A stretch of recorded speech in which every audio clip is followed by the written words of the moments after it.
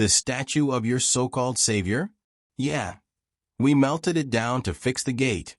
Councilman VTH clutched his tendrils tighter around the ceremonial staff, trying to maintain composure as the human engineer barked orders to his team. The air inside the great spire was thick with the scent of burning plasma and molten alloys, remnants of a battle fought only hours earlier.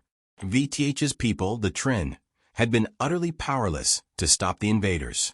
Their shields, their fleets, their weapons, all shredded like parchment before the might of the Andila Armada. And now here they were, humans. VTH could barely believe it. He had heard rumors, legends even, of the savage race from a backwater star system. Their homeworld was said to be overrun with constant conflict, harsh environments, and species capable of killing with a single swipe of a paw or fang.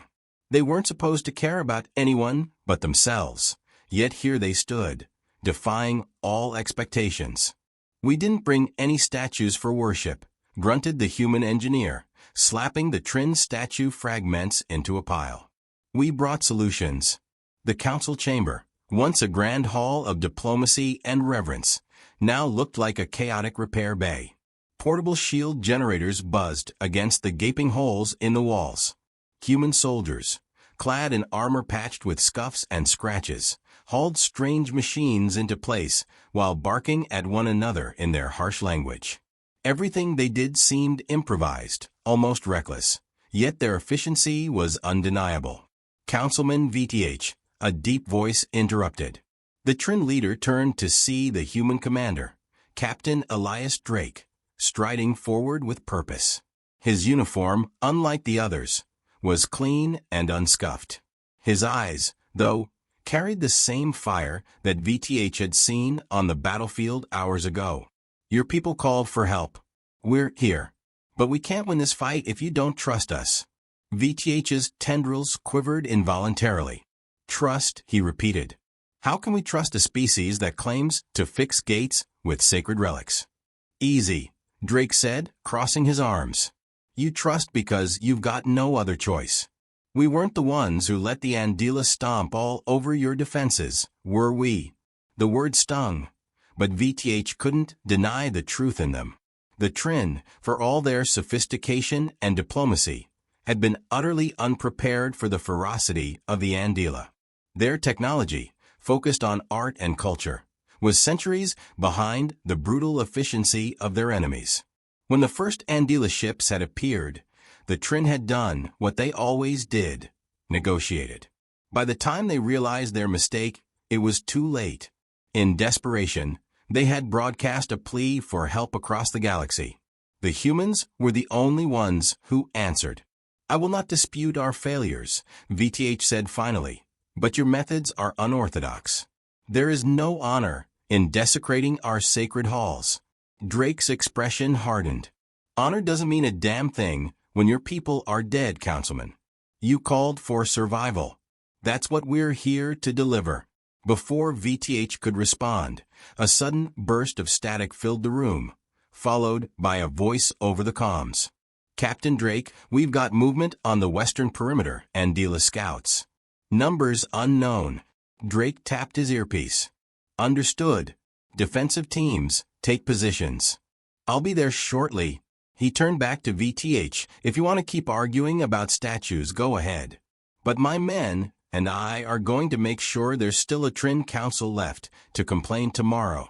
Without waiting for a reply, Drake strode off, leaving VTH standing amidst the chaos. For a moment, the councilman was frozen, his mind torn between his pride and the growing realization that the humans were their only hope. Councilman, a younger Trin whispered, pulling at his robes, the humans, they've already repaired more of the shield grid in 2 hours than we could have in 2 weeks. Perhaps we should reconsider our stance. VTH sighed. It went against every fiber of his being to submit to outsiders, especially ones as brash as these humans. But his people were dying. Their cities were burning. Pride at this moment was a luxury they couldn't afford. Drake arrived at the perimeter, where a small squad of human soldiers crouched behind hastily erected barricades. Their rifles were trained on the distant hills, where the faint shimmer of Andila scouts flickered in the moonlight. "Report," Drake said, crouching beside his second-in-command, Lieutenant Carson. "Looks like a probing party," Carson replied. "They're testing our defenses. No heavy artillery yet, but it's only a matter of time." Drake nodded, his mind racing through possibilities. The Trin had provided a rough map of the area, but their intelligence was outdated at best. The Andila would strike soon, and when they did, it wouldn't be with scouts, it would be with everything they had. "Set up the automated turrets," Drake ordered.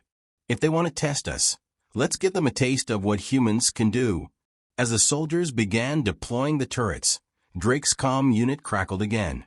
"Captain, the Trin Council has authorized you to take full command of their defensive systems." Drake allowed himself a grim smile. The Trin might not like their methods, but even they couldn't argue with results. Now it was time to show them what Earth's so-called savages were capable of. The first Andila charge came faster than expected.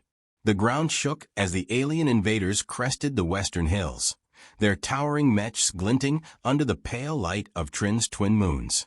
Their formations were brutal in their simplicity.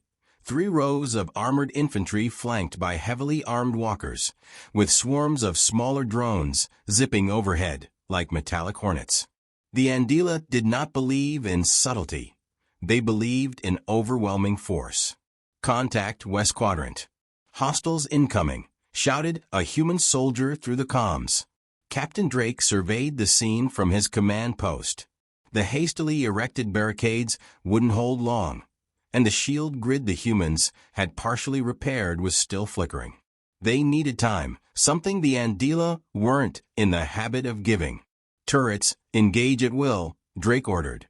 "Squads A and B, fall back to secondary positions if they breach the line. Squad C, maintain overwatch on those drones." Moments later, the automated turrets roared to life, spraying a storm of concentrated plasma across the battlefield. The Andila infantry faltered as the first row of soldiers was shredded by the unexpected barrage, but they quickly regrouped. The walkers opened fire, launching volleys of explosives that sent dirt and debris flying in every direction.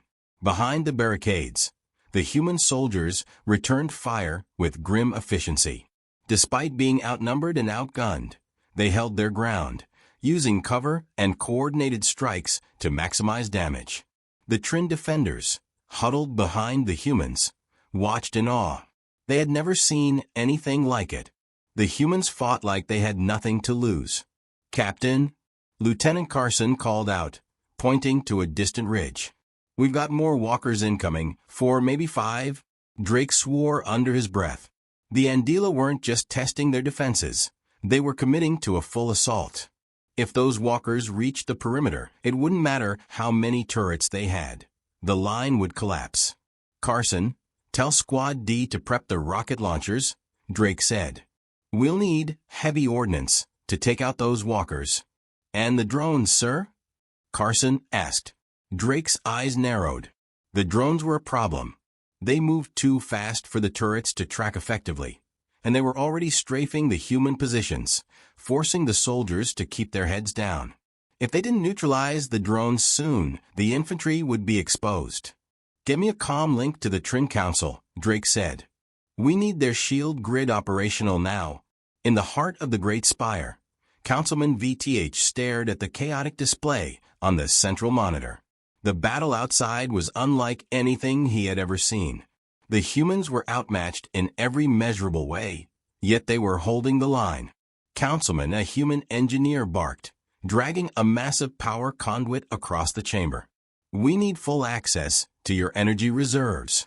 If you want those shields up, we need to bypass your safety protocols." VTH hesitated.